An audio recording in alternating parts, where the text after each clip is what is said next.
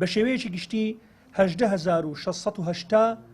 کەس یاخود 18680 حاڵەتی دەرونی لە نەخۆشخانەی دەرونی هەولێر خزمەتگوزاری پێشکەش کراوە و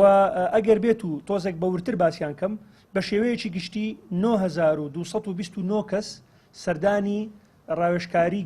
گەورانی کردووە لە شاری هەولێر لە نەخۆشخانەی دەرونی هەولێر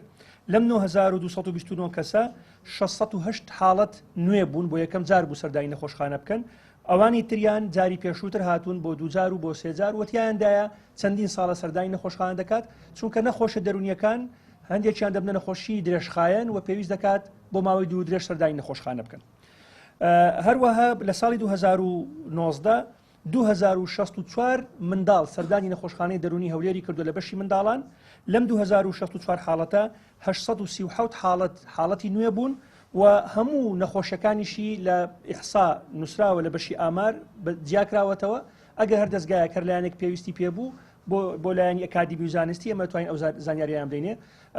یعنی من تەنها حاڵەتەکانم بەگشتی لێرە باز دەکەین بەڵام نەخۆشەکان یەک بێک لامانە کە چەندیان خەمۆچی بوون چەندیان شیزۆفرینیا بوون چەندیان بیرکۆڵ بوون چەندیان ئۆتیزم بوون هەمووی جیاکراوەتەوە.